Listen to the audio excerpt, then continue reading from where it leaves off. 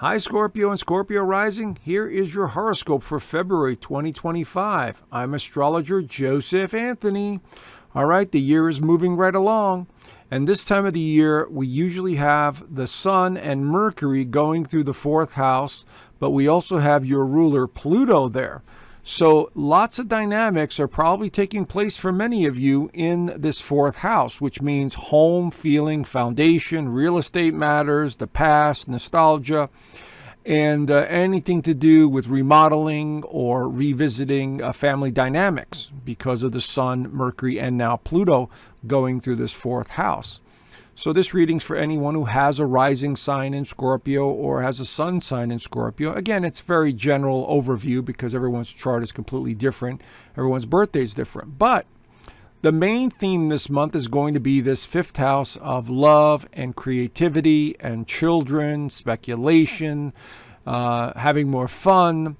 And we could see here because we have Venus, we have Neptune, and now we have the North Node, which switched signs, went from Aries now into Pisces, which is sort of like acting as a directional point on what direction you need to go in. And with this little three-way conjunction right here in this fifth house, this has a lot to do with either spending more time with your family, particularly children, a loved one, or being very creative, romantic, and you feel like you're being pulled in a direction that's more spiritual or mystical in a sense, because Pisces rules spirituality.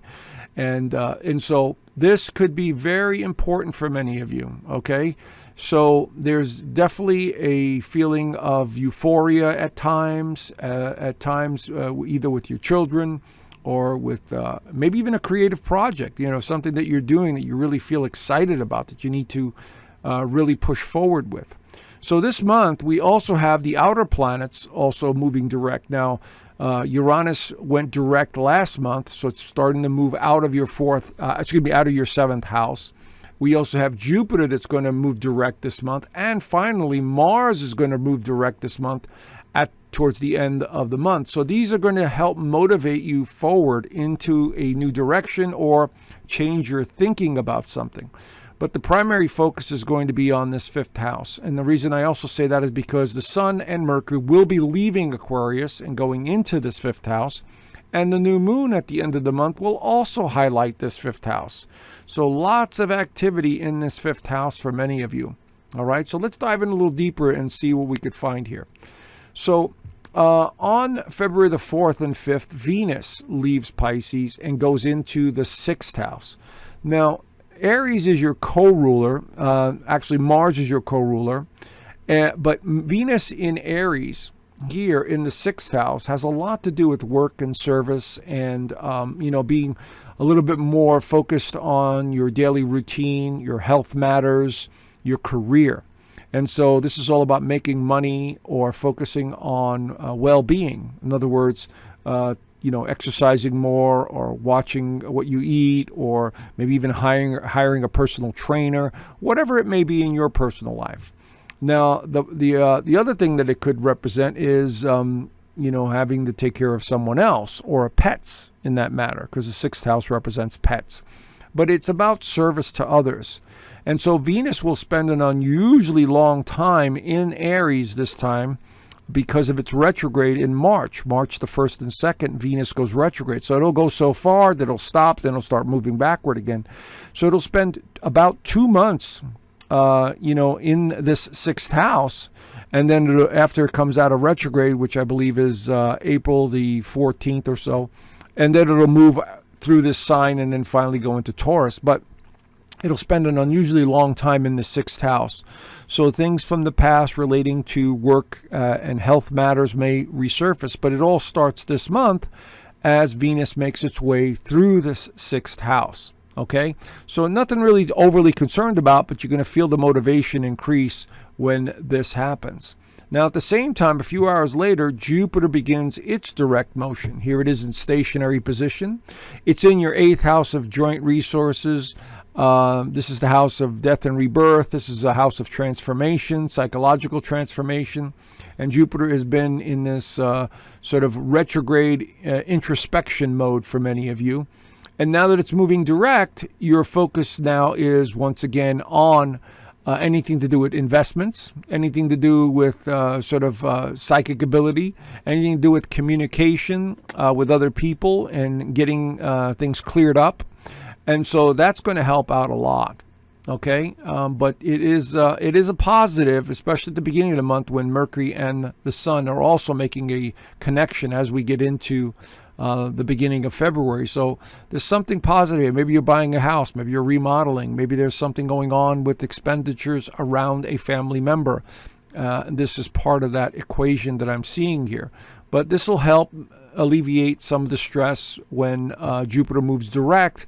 There's a clarity that returns. There's a need to express yourself, and you're going to start seeing the bigger picture in the long run.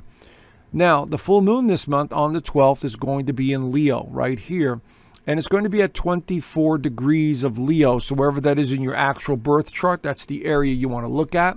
It'll be opposing the Sun and conjuncting Mercury at the same time in the 4th house and the 10th house. So this 4th house is the foundation house, while this house has to do a lot with career and status.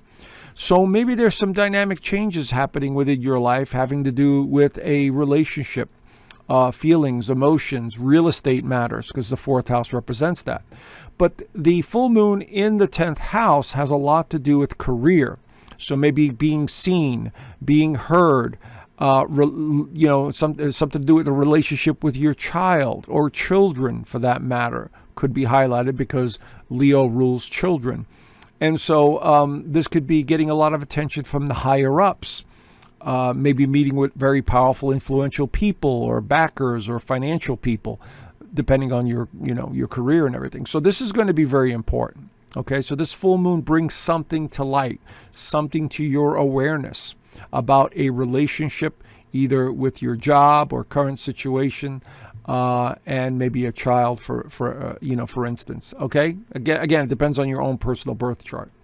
Now, on the 14th to 15th, Mercury begins to make its way out of Aquarius, now going into Pisces. Now, Mercury in Pisces is not that great because Mercury likes to think about things. And Pisces can get a little confused. And so this is a great time for imagination, creativity, any creative projects. And so self-expression is not as easy with Mercury in Pisces. It's like the dreamy-eyed, the shiny light, but this is a great time to listen to the intuition. Scorpio and Pisces are two of the most psychic signs of the zodiac. So you might find that, comforting others at this time over the next couple of weeks as Mercury makes its way through the 5th house, like a child or a loved one, or being there in a supportive role. This is going to be very important. But it could also be very creative, like I said. Now, the Sun enters Pisces as well on the 18th and 19th, adding another level of energy into this 5th house. Now, the Sun in the 5th house loves to have fun. It likes to be more playful. It likes more attention.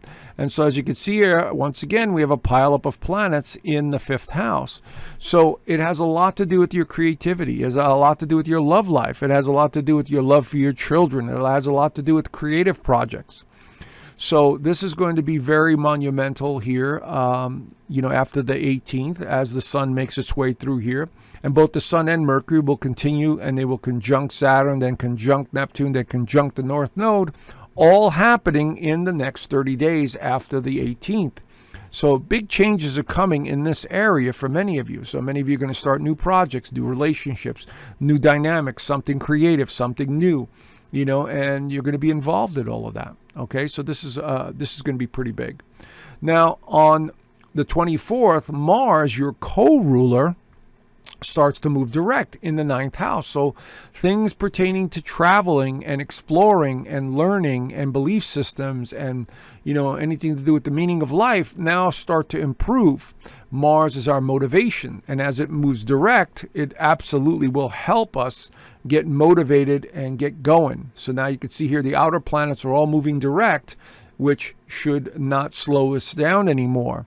But it could get a little chaotic. It could be a little bit of a whirlwind, especially in March, as Mars continues to make its way through the sign of Cancer.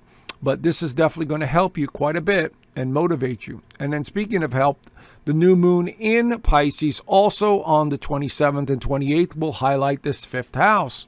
So once again, we're looking at the creative projects, creative endeavors, something new, focusing on the love in your life, all kinds of creative projects in terms of speculation also. You know, maybe you're a gambler and you like to take risks. But it's more playful, it's exciting, it's something new that you're really looking forward to.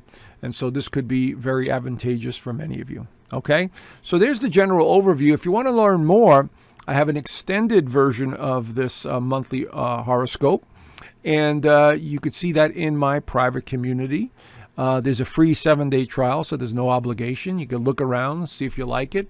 I also teach astrology there. I do weekly astrology in there. We get on Zoom calls every Sunday. You could ask me questions. You send me your birth chart, and I will answer questions for you on Sunday Zoom calls.